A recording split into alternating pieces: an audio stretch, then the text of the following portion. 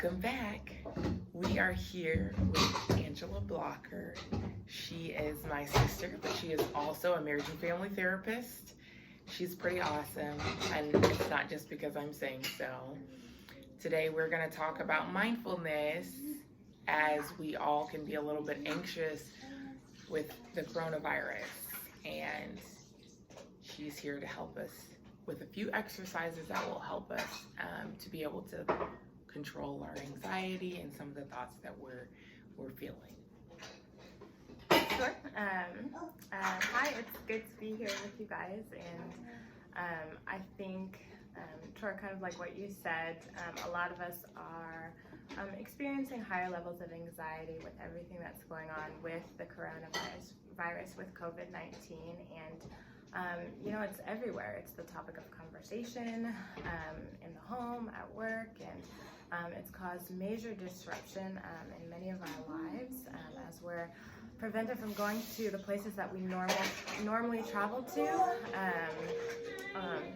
Work is affected, our home lives are affected, our school lives are affected, and so it's hard to find a sense of normalcy, to find a sense of balance during this time. And so I think what's really helpful is sort of taking a pause to recognize how our anxiety and our fears are affecting us.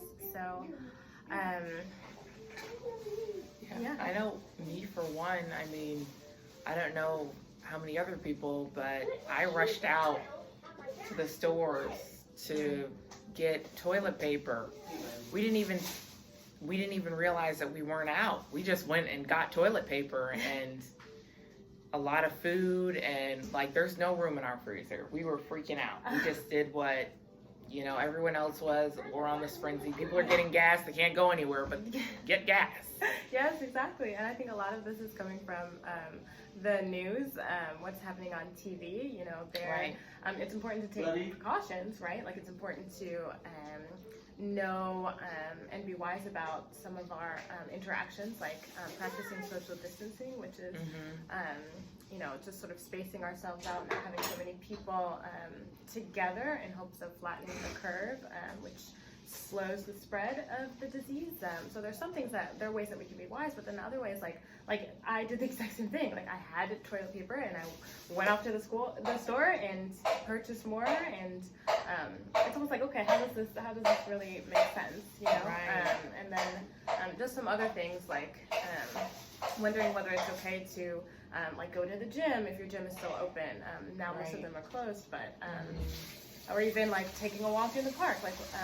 If there's so many people around, how can we be wise, and then how can we also still have some sense of normalcy with things that we're function, doing. Right? Right. So what in this?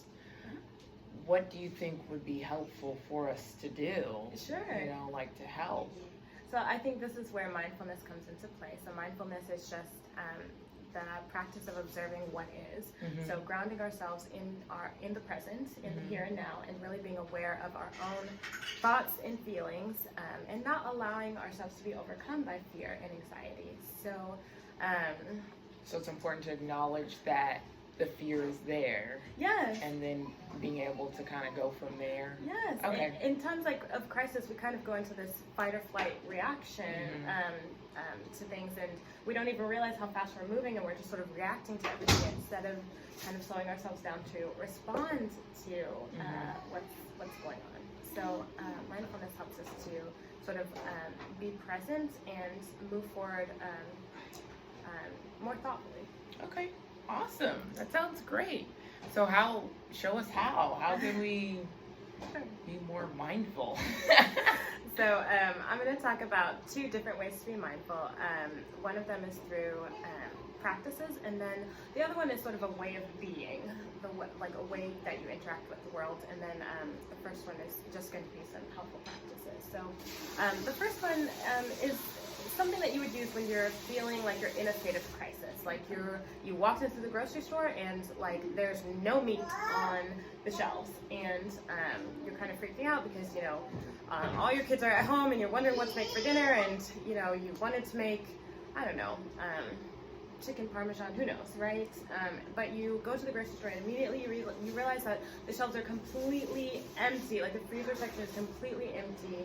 Like a culture shock. Yeah, you kind of have this initial visceral reaction of fear, like, oh no, what happens if there's not going to be any food left over? Like, are the grocery stores going to close? Like this initial panic, and so it helps to practice some mindful breathing.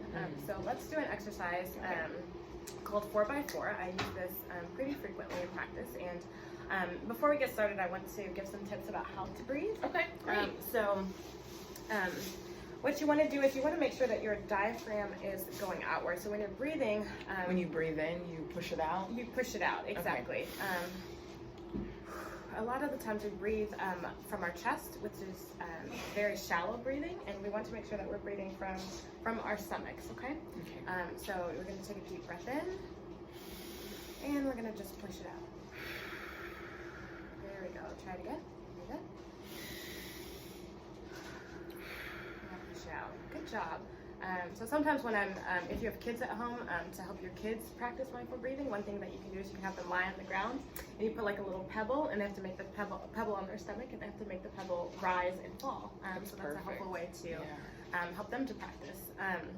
So we're going to practice 4x4 breathing right now. And so basically what we're going to do is we're going to breathe in for 4 seconds. We're going to hold for 4 seconds, and then we're going to exhale for 4 seconds, and then hold again for 4 seconds. Okay. Perfect. So if you want to go ahead and follow the instructions, and I'll count. Can I start talking? Sure. Yeah. I'll do the demonstration. Thanks. Okay. That'll be great. So here we go. You're going to breathe in for 4 seconds. Go ahead. Hold for 4. Exhale for 4. Now hold again for 4. Let's repeat that. Breathe in for 4. Exhale for 4. Or hold for 4. Exhale for 4. And hold for 4. You got a little extra hold in there, didn't you? Sure did. So that's something to help initially ground yourself. Yeah, I feel like there's a calm release that happens even just doing it for that 2 times. How many times are you supposed to do it? So I usually have, it's helpful to do it until your heart rate goes down. So sometimes it takes a little bit longer. 2 to 3 minutes usually is good. So your parasympathetic nervous system is the part of your body that sort of relaxes you, and it takes about 20 minutes for that to kick in, but this breathing sort of helps to jumpstart that. And if you do it for 2 to 3 minutes at a time, up to like 4 minutes, then that really helps that process get going. Awesome. So, and that's called the 4x4. 4x4 breathing. Yes. I love it. I love it. Sometimes it helps to picture a little box when you're doing it too, so then you can know sort of where you are at with it. So that's one exercise. The second exercise is another grounding exercise, and it's called 5, 4, 3, 2, 1. It's very, very easy. Again, it's another exercise that sort of helps you pay attention to what's going on around you. If you're in an initial state of panic, before you can sort of start thinking, because when our emotions they can be very flooding, and so this sort of helps to bring us back to the here and now, what's happening right in front of us. So this exercise helps draw attention to all of our senses. So what are our 5 senses, right? The things that we see, the things that we smell, the things that we hear, things that we touch, and the things that we taste, right? Right. 5, 4, 3, 2, 1 touches on all those things. So the first one is you're going to mindfully think about 5 things that you can see, okay? So you sort of look around the room and you name 5 things that you can see. Okay. Right? All right, so I see a speaker, I see a TV, I see an extension cord, I see a backpack, and I see a pillow. Okay, great, yeah. So 5 things that you can see, and then 4 things that you can touch. What are 4 things that you can touch? Okay, I can touch a coffee cup, I can touch this couch, I can touch you, and I can touch my hair. That's good. And actually, like touching another person helps to produce the cuddle hormone, which sort of helps. Oh, the oxytocin. Yes, look at you. Yeah, I know some stuff. You do. Yeah. that helps to calm us down too, right? You can also do, you touched your hair, right? Bringing attention, actually touching yourself or touching another person, right? You can actually put your hand on your heart, and that your brain can't differentiate between your hand and somebody else's hand. So if you put your hand, at least in this setting, if you put your hand on your heart, right, and you practice breathing, that helps to calm you down, that initial weight helps to produce the oxytocin that you're experiencing too. You can also give yourself a hug, which is another thing that's very sort of grounding and calming for yourself too. So while you're doing the 4 things that you can touch, sometimes it's helpful to hold yourself or to touch another person. Okay, Tor, we've done 5 things that we can see. We've done 4 things that we can touch. It is time to do 3 things that you can hear. What can you hear? I can hear my husband Luke talking to our son. I can hear the rain outside. Okay. That's one more. And I can hear the fan. Okay, and you can hear the fan. So those are 3 things that you can hear right now. And a lot of times we don't pay attention to the things that we can hear as much, but it helps orient us to like the weather outside, the people around us who might be able to support us, and like, I mean, you mentioned the fan, like temperature, how your body is feeling right now, just noticing things that can help bring a sense of calm or support to us that we might not always realize from the things that we're hearing around us, right? It's also important to notice that sometimes we're taking in information, like I said, like the TV or the news or other conversations about the coronavirus that might be influencing us to have a more hyper-aroused or hyper-vigilant state. So it's important to be mindful of this as well. All right, let's move on to 2 things that you can smell. Now, this is often a tricky one, but do your best. Was that a fake fart? That was EJ. Okay. Well, I can't smell that even if I tried. Okay. What are 2 things that you can smell?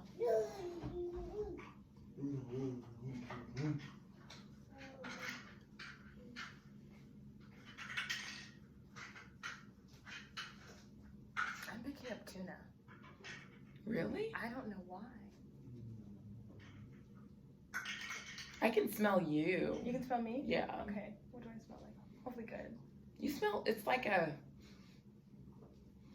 yes, you smell good. It's like, I don't know. It's like, I don't know, maybe the perfume from your skin oils. Oh, yeah.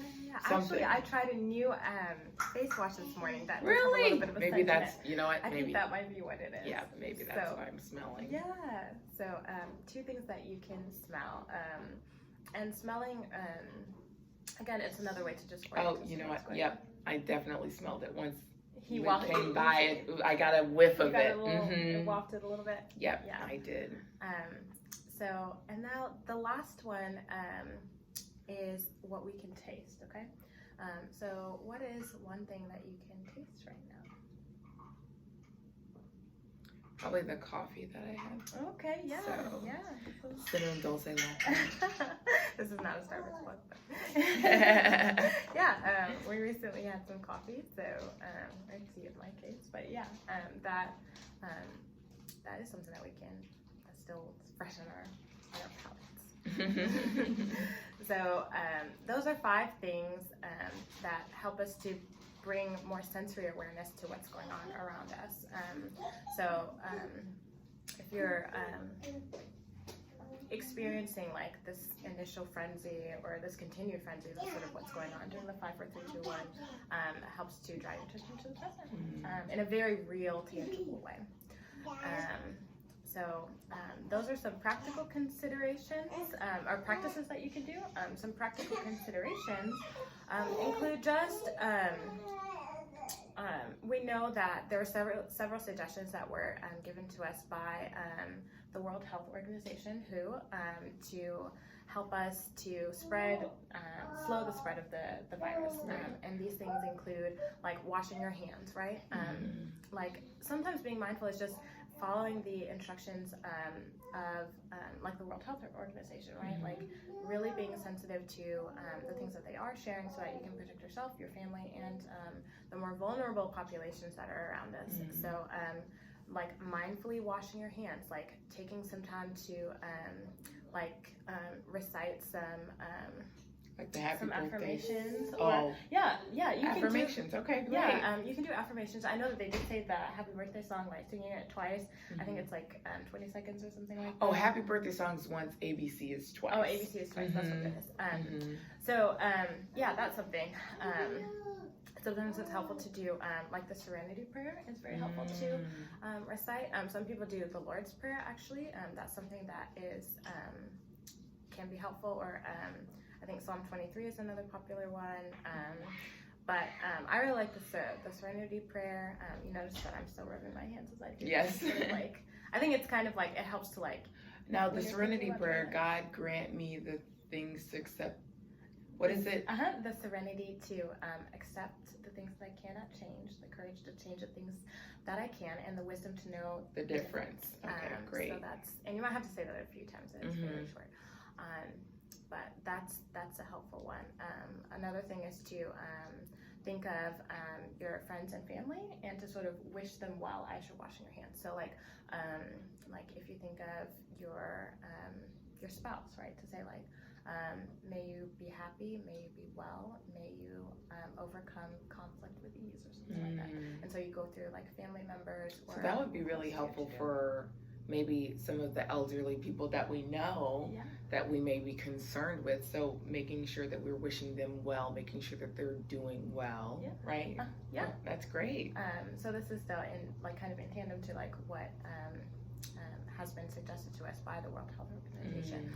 Another thing is, we're not shaking hands and doing things like that, but something that is helpful is like really taking time to like meet another person's eyes when you're greeting them, right? Like to take a moment to just look at them and like with all the loving kindness that you can muster, watch them, right? And that could be a very intimate, loving greeting as well. So even though we're not shaking hands, we're not greeting in the ways that we normally would, we can still acknowledge the humanity in another person by showing loving kindness to them, and then in return extending that kindness to ourselves too. So really not being hard on ourselves during this time when we feel like we're not getting things done that we feel like we should be getting done. When we're feeling exhaustion just because of the overall panic from this pandemic that a lot of people are experiencing, and just being patient with ourselves through this, and treating our children. and with the kiddos, right? Because our routines are not, they're unsettled, and so it's important to be mindful of the ways that we've become unsettled, and to give ourselves the compassion that we would give like a friend, right? If a friend was experiencing something like this, what would we say to them? This is a challenging time. This challenging time isn't going to last forever, but it is hard right now, and we acknowledge that other people are suffering too, and we're going to be kind to ourselves in this moment. Well, thank you. Those exercises are great tools that we can definitely use during such a rough time. And I think it definitely helps us to be able to slow down. And honestly, it's kind of crazy because it's been a while since the whole world has kind of taken a pause on everything. So, which is crazy. I didn't even know it could really do that. I know. And so it's good for us during this time to be able to slow down, listen to how our body is responding, and paying attention to that, and using those exercises to be more mindful of the ones that we love and ourselves. And I love it. That's great. And it's one of the things that like this virus is really something that is bringing us all together in a different way. So it helps remember that we're not in this alone, and there is support that is there, and we can be mindful of that as well. So thank you so much, Tori. Thank you, Angela, for coming on and showing us in a time of need for sure. Yeah, absolutely. All right. It's my pleasure. Well, thanks.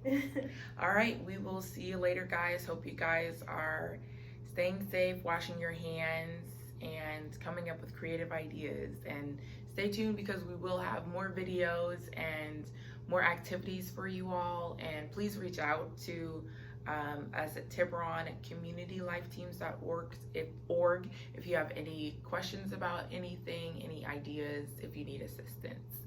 And we'll stay in touch. All right, bye.